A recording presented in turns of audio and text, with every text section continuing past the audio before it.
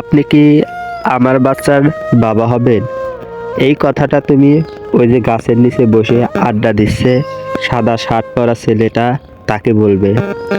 আর যদি এটা না করো তাহলে শাস্তি হিসেবে তুমি আমার ফ্রেন্ডের গার্লফ্রেন্ড হতে হবে।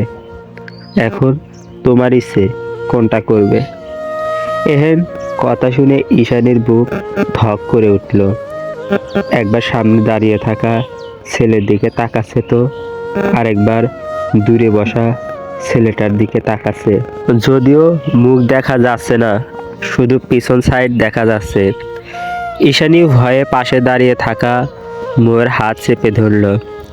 আজ প্রথম দিন তারা ভার্সিটি এসে যে র্যাগিংয়ের শিকার হবে জানলে বোধহয় আজ ভুলেও ভার্সিটি আসতো না। মোয়ের হাত আরেকটু চেপে ধরল, তারপর বলল, ছেড়ে দিন ভাইয়া প্লিজ, এমনটা আমি করতে পারবো না। ছেলেগুলা তিনজন, পাশে দুজন মেয়েও আছে। তাদের মাঝে একজন মেয়ে বলে উঠল, তাহলে নিলয়ের গার্লফ্রেন্ড হতে হবে শাস্তি, কিন্তু এটা ওইটাই না পারলে এটা তো হবেই। ঈশানী অসহায় চোখে তাকালো মোয়ের দিকে, তারপর মো সাহস করে বলল, এটা কেমন রেগিং ভাইয়া? ও গিয়ে এমন একটা অফার করবে, ছেলেটা কি চুমু দিবে নাকি? হু। মোর কথা শুনে সবাই হেসে উঠল। তারপর বলল, চুমু না দিলেও অন্য কিছু দিবে শিওর। মো কপাল কুঁচকে বলল, মানে কি দিবে? আরে কুল, কিছু করবে না, তোমরা যাও, কিছু করলে তোমাদের পাঠাইতাম নাকি? ঈশানীর ভয় হতে লাগলো। চেনা নাই জানা নাই একটা ছেলেকে গিয়ে কিভাবে বলবো আপনি আমার বাচ্চার বাবা হবে? আল্লাহ তুমি রক্ষা করো, কোন সুখে এই ভার্সিটি ভর্তি হয়েছি আর কেমন রেগিংয়ের শিকার হয়েছি। ঈশানী শক্ত করে মোয়ের হাত ধরে কাঁপা কাঁপা পায়ে এগিয়ে গেল সামনে। ওদের সামনে গিয়ে দাঁড়াতেই ঈশানীর বুকের ধুকপুকানি বেড়ে গেল। আলবি, রায়হান, ফাবিহা ঈশানীকে দাঁড়িয়ে থাকতে দেখে শুভ্রকে চোখের ইশারায় পিছনে তাকাতে বলল। শুভ্র বিরক্তি নিয়ে পিছনে তাকাতেই থমকে গেল। বিরক্তিরা নিমেষেই হাওয়া হয়ে গেল। তার কাছে মনে হলো সামনে দাঁড়িয়ে থাকা মেয়েটা সুন্দর, হুহু ভীষণ সুন্দর। ভিতু ভিতু চাহনি, ঘন কালো পাপড়ি, গাঢ় বাদামি চোখের মণি যা সূর্যের আলোয় চিকচিক করছে। শুভ্র পলক ফেলতে ভুলে গেল যেন। সে ব্যস্ত হয়ে গেল সামনে দাঁড়িয়ে থাকা রমণীর সৌন্দর্য দেখতে। গোলমাল চেহারা জুড়ে মায়ার ছড়াছড়ি। এত সুন্দর কেন এই মেয়ে? মনে প্রশ্ন জাগলো তার। এদিকে শুভ্রকে এভাবে তাকাতে দেখে মোয়ের বিরক্ত লাগলো। তার বান্ধবী কি কোনো জোকার নাকি যে এভাবে তাকিয়ে থাকতে হবে? আজব। শুভ্রকে এভাবে তাকিয়ে থাকতে দেখে ঈশানীর ভয় লাগলো। আরও এবার বোধহয় কান্না করে দিবে। তার হাত পা কাঁপছে, ঠোঁট কামড়ে কান্না গিলে ফেলার চেষ্টা করছে। এরকম পরিস্থিতিতে বোধহয় লাইফে এই প্রথম সে পড়ল, যার দরুন ভয় লজ্জা ঘিরে ধরেছে। আশেপাশে অনেক তাকিয়ে আছে আগ্রহ নিয়ে, আর তাকাবেই বা না কেন? তাদের সবার ক্রাশ শাহরিয়ার খান শুভ্র। তার কাছে একটা মেয়ে নিশ্চয়ই এমনি এমনি যায়নি, তাই সবার এত আগ্রহ। এই মেয়ে এভাবে হামবার না দাঁড়িয়ে কি বলতে এসেছো বলে ফেলো। আলবির কথা শুনে মো কপাল কুঁচকে বলল, এত ভাব নিচ্ছিস কেন? আমরা নিশ্চয়ই এখানে নাচতে আসিনি, কিছু বলতে এসেছি। হ্যাঁ তো আমিও তাই বললাম, কি বলবে বলো? তেরা কথা বলো কেন? আলবির কথা শুনে মোর রাগ হচ্ছে। তারপর ঈশানীর দিকে তাকিয়ে বিরক্তি কণ্ঠে বলল, কাঁপাকাঁপি বন্ধ করে বলে ফেল, আমি আছি তো। ঈশানী একবার মোয়ের দিকে তাকালো, তারপর মোরের সাহস জুগিয়ে চোখ বন্ধ করে ফেলল। আপনি কি আমার বাচ্চার বাবা হবেন? আশেপাশে যারা ছিল ঈশানীর এহেন কথায় অনেকের মুখ হা হয়ে গিয়েছে, আবার কেউ কেউ রাগে ফুঁসছে। শুভ্র এই একটা নাম, একটা মানুষ এই ভার্সিটির হাজারো বিয়ের ক্রাশ, স্বপ্নের পুরুষ। যাকে নিয়ে অনেকের স্বপ্ন, ভালো লাগা, ভালোবাসা। তাদের স্বপ্নে পুরুষকে কেউ ডিরেক্ট বাচ্চার বাবা হওয়ার অফার দিচ্ছে, ভেবেই অনেক অবাক হচ্ছে, অনেকের আগে ফুসছে। দেখ দেখ, কোথা থেকে উড়ে এসে আমাদের স্বপ্নের পুরুষকে বাচ্চার বাবা হওয়ার অফার দিচ্ছে। এই কথা শুনে সবাই হাসছে। আরেকজন বলে উঠল, যেখানে আমরা পিছে ঘুরেও পাত্তা পাইনি সেখানে একে বিয়ে করবে শুভ্র, সিরিয়াসলি? আরেকজন বলল, এক্ষুনি শুভ্র হাতের স্পেশাল থাপ্পড় খেয়ে উপরে পটল তুলতে যাবে দেখবি। ময়ূর পরিস্থিতি বুঝে ইশারে হাত ধরে বলল, বেবি ভাগ, নয়তো থাপ্পড় খাবি। ঋতু কিছু না ভেবে সাথে দিল দৌড়। ঈশানী আর মোকে এভাবে দাঁড়াতে দেখে আলপি, শুভ্র, রাহেল, ফাবিয়া বোকা বনে গেল। তাদের মাথায় আসছে না এভাবে দৌড় দিল কেন। ঈশানী দৌড়াতে দৌড়াতে পিছনে ফিরে নিলয়দের উদ্দেশ্যে বলল, শালার ঘরের শালা, তাদের রেগিংয়ের মাইরে বাপ। মো বিরক্ত হয়ে বলল, বাল মার্কা ভার্সিটি প্রথম দিনই উফা লাগিয়ে গেছে। ওরা যাওয়ার পর ফাবিহা, আলবি, রায়হান হাসতে হাসতে এক একটা গড়াগড়ি খাচ্ছে। ঈশানীর তখন কার করা প্রপোজটার কথা মনে করে ফাবিহা হাসি থামিয়ে ঋতুর মতো করে বলল, আপনি কি আমার বাচ্চার বাবা হবেন? আরেক দফা হাসলো সবাই। শুভ মুচকি হাসলো, তারপর মনে মনে বলল, আমার বাচ্চার মা তো তোমাকেই করব অপরূপা, সেটা তুমি না চাইলেই। হ্যাঁ, তবে যাই বলিস আমরা কিন্তু ওর পাশের মেয়েটাকে ভালো লাগছে ভাই। কি তেরা তেরা কথা, কপাল কুচকানো, উফ, বুকে লাগছে ভাই, মনে হয় ভ্যালু পাশা। ফাবিহার কথা শুনে আলপি বলল, তুই কেমনে বুঝবি প্রেমে পড়ার মুহূর্তে সিঙ্গেল মায়া দূরে গিয়ে মর। ফাবিহার আগে চোখে তাকালো, আলবি পাত্তা দিল না। শুভ আলবিকে ডেকে বলল, কালকে থেকে ওদের উপর নজর রাখবি, কি করে কই যায় সব ঠিক আছে? আলবি রাহের মাথা নাড়লো। ফাবিহা দৃষ্টি এসে বলল, শুভ্র তুই কি পেয়ে পড়েছিস নাকি? শুভ্র কিছু বলল না, জাস্ট মুচকি আসলো। এটি বুঝে গেল ফাবিহা তাদের শুভ্র পেয়ে পড়েছে।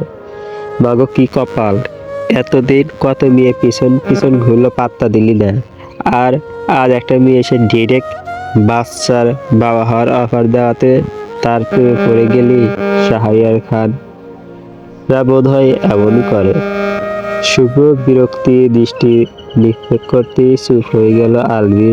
তারপর কাঁদো কাঁদো মুখ করে বলল, এখন আমি পর, তুই এত নাটক কেমনে করিস মেয়েদের মতো ভাই?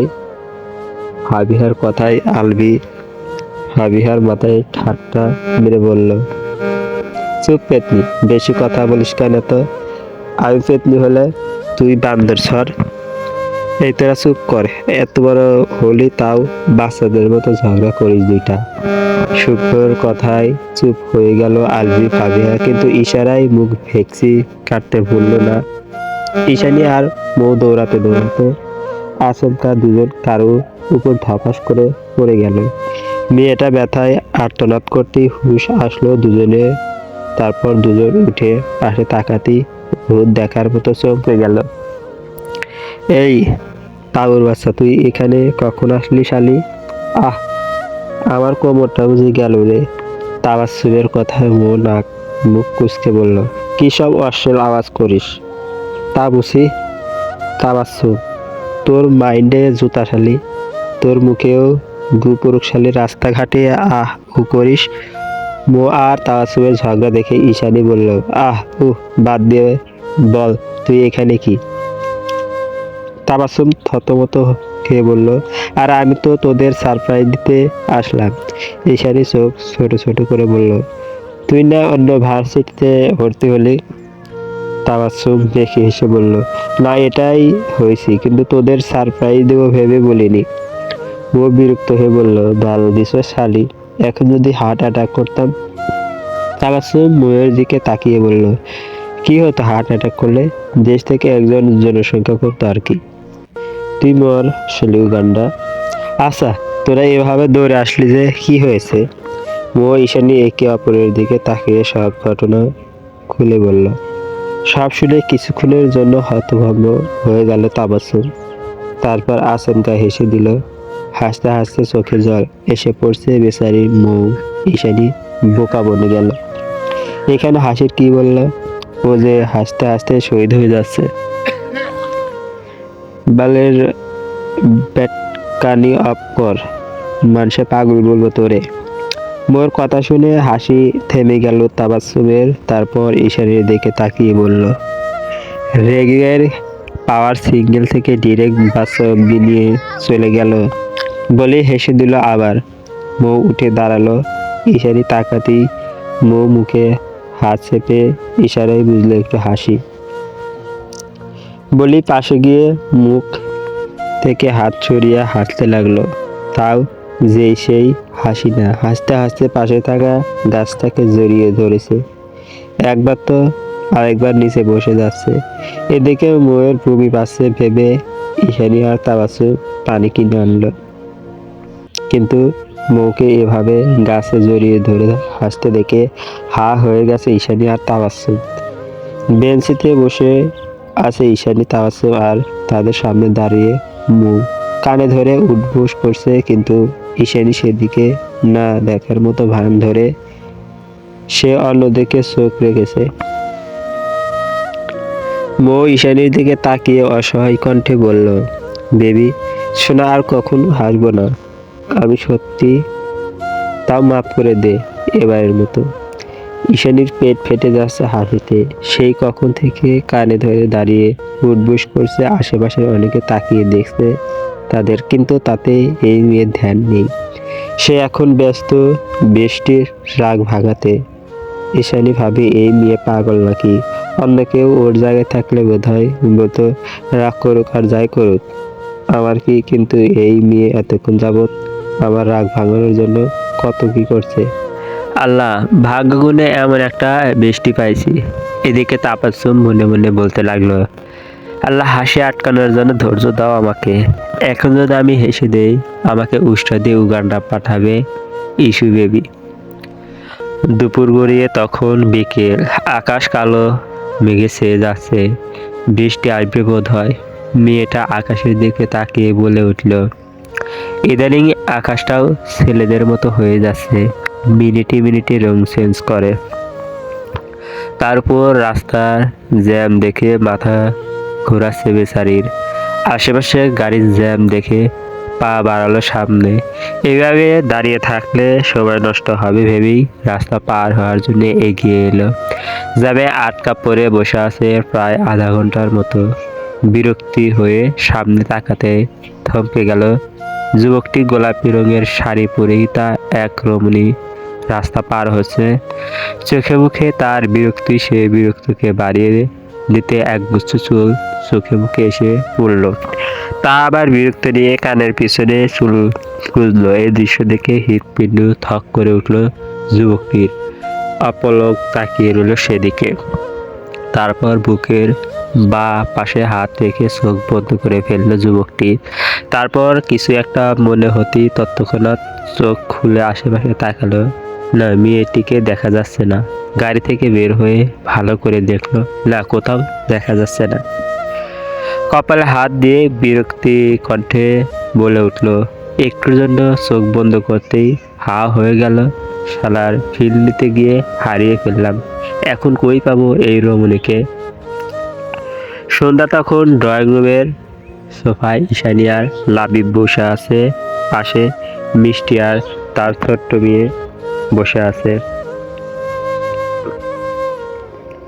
মিষ্টি সন্দেহের দৃষ্টিতে তাকিয়ে আছে লাবিব আর ঈশানীর দিকে। তারপর মনে মনে ভাবলো, দুইটাই এমন অন্যমনস্ক হয়ে আছে কেন? কিছু তো হয়েছে, সেটাই জানতে হবে। কি রে, কি হয়েছে তোদের দুইটার এমন ভেট পাইগে আছিস কেন? ঈশানী তাকালো সেদিকে, তারপর বলল, জান, তুই কত শান্তি পড়ালেখা করা লাগে না নিয়ে, আর সংসার নিয়ে শান্তি। আর আমাদের দেখ কি কপাল, পড়ালেখা আর ভার্সিটিতে গিয়ে ঝামেলা কাঁধে করতে বইতে হয়। বৃষ্টির মাথার উপর দিয়ে গেল সব কথা। তারপর বলল, ঢং না করে বল ইস্যু কি হয়েছে? ঈশানী সকালে ভার্সিটিতে কি হলো সব বলল। মিষ্টি লাবিব মন দিয়ে শুনেছে কথা, তারপর দুজন ঈশানীর দিকে তাকিয়ে হেসে দিল। ঈশানী মুখ ভেঙালো। লাবিব হাসতে হাসতে বলল, রেগিংটা সেরা ছিল ইস্যু। ঈশানী চোখ রাঙালো। লাবিব তা দেখে আরো জোরে জোরে হাসতে লাগলো। মিষ্টি লাবিবের দিকে তাকিয়ে বলল, এখন তোর কি হয়েছে সেটা বল। লাবিব লজ্জা পাওয়ার ভান ধরে বলল, যা, আমার বুঝি লজ্জা করে না। মিষ্টি ঈশানী অবাক হয়ে গেল, তারপর বলল, এইখানে কি তোর বাসর হচ্ছে, তুই যে লজ্জা পাচ্ছিস? মিষ্টির কথা শুনে লাবিব বলল, দূর, এসব না, আজকে না আমি আজকে তুই কি অর্ধেক বলে থেমে যাস কেন বল? ঈশানীর কথা শুনে লাবিব মেয়েদের মতো মুখ হেঁকসি কাটলো, তারপর বলল, আমি প্রেমে পড়ছি অচেনা এক মেয়ের। হঠাৎ সে এলো, রাস্তা পার হচ্ছিল, রমণীটি গোলাপি শাড়ি পরা ছিল। বিশ্বাস কর, ওই শাড়ি পরিহিতা রমণীকে দেখার পর আমার হৃৎপিণ্ড থমকে গিয়েছিল, বুক ধক করে উঠেছিল। আজ প্রথম কাউকে দেখে মনে প্রেম প্রেম ফিল আসছে বইন। ঈশানী মিষ্টি হা হয়ে তাকিয়ে আছে লাবিবের দিকে। তাদের হা হয়ে থাকতে দেখে লাবিব ভাব নিয়ে বলল, এতটুকু শুনে হা হয়ে গিয়েছিস, তাহলে ভাব তাকে দেখার পর কি হবে তোদের? ঈশানী মুখ ভেক্সি কেটে বলল, আমরা তো কথা শুনে হা হয়েছি আর ভাবতেছি তোর মতো বাদরকে ওই মেয়ে দেখে যেন কোমায় না যায়। মিষ্টি বলে উঠল, আল্লাহ, ওই মেয়েকে কোমায় যাওয়ার আগে বাঁচিয়ে দিও তুমি।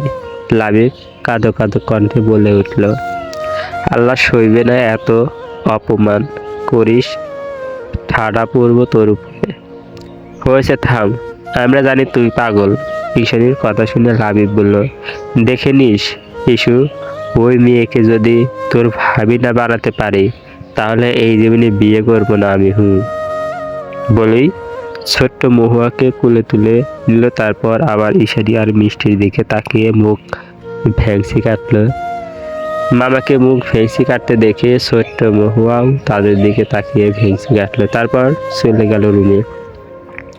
ঈশানী আর মিষ্টি হেসে দিল, মেয়েটার মামা মতো বড় হলে হবে তাতে কোনো সন্দেহ নেই, মিষ্টি চলবে। হঠাৎ তুমি এলে লেখিকা প্রিয়া চৌধুরী পর্ব 1 থেকে 2 শেষ। পরবর্তী গল্প পেতে চ্যানেলটি সাবস্ক্রাইব করুন।